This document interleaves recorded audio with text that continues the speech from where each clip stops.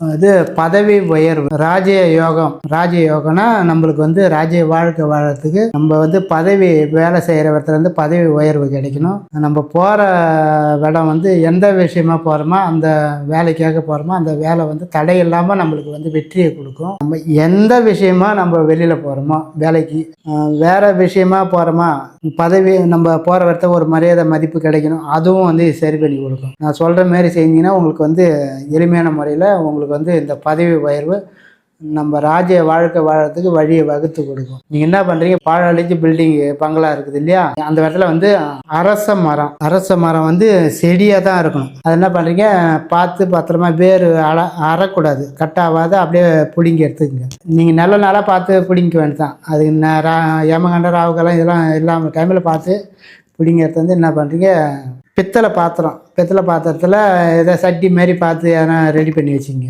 அதில் எடுத்தாந்து இந்த வேரை சுருட்டி அதில் வச்சுருங்க.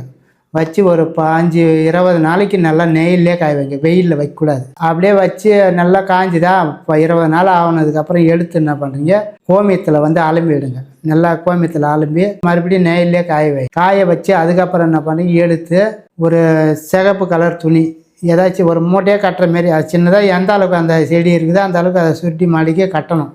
இது என்ன பண்ணுறீங்க, அந்த துணியில் வச்சுட்டு கொஞ்சோண்டு பச்சை கற்பூரம் அதில் போட்டுருங்க. இந்த கிராம்பு கொஞ்சம், ஏலக்காய், ஒரு தரமான ஏலக்காய், நல்ல ஏலக்காய் குவாலிட்டியான இருக்கும், அதில் ஒரு 15-20 ஏலக்காய் அதில் போட்டு ஒரு முடிச்சா கட்டிடுங்க. நல்லா சின்னதாக பொட்டல மாரி முடிச்சா கட்டி சாமி முன்னாடி வச்சுருங்க. அப்படி நல்லா வேண்டிக்கணும். நல்லா வேண்டி நான் போகிற காரியம், பதவி உயர்வு, எந்த வேலையாக இருந்தாலும் நம்ம எதை நினச்சி நம்ம செய்கிறோமோ அதை நல்லா வேண்டிக்கணும். மனசார வேண்டி என்ன பண்ணுறீங்க, ஒரு 3 நாளைக்கு அது பூஜை ரூம்லேயே இருக்கணும். நல்லா வேண்டி பூஜை பண்ணி காலையிலையும் சாயந்தரமும் நீங்கள் என்ன பண்ணுறீங்க, நீங்கள் வேலைக்கு போகிற இடத்துல போகிறீங்கன்னா பேக்கில் வச்சு போகலாம். நீங்கள் இல்லை வேலை செய்கிறீங்களா, தங்கி ஒரே இடத்துல வேலை செய்கிறீங்களா, அந்த வேலை செய்கிற இடத்துல நீங்கள் எங்கே வேலை செய்கிறீங்களோ அந்த இடத்துல இதை வச்சிங்கன்னா உங்களுக்கு வந்து நல்ல மேலே ப்ரமோஷன் கிடைக்கும். நம்ம நினச்ச வேலை வந்து நம்மளுக்கு ரெடி பண்ணி அது வழியை வகுத்து கொடுக்கும். நான் சொன்ன மாரி செஞ்சு உங்களுடைய வாழ்க்கையில் வளம் பெற்று நலம் பாருங்க. நன்றி, வணக்கம்.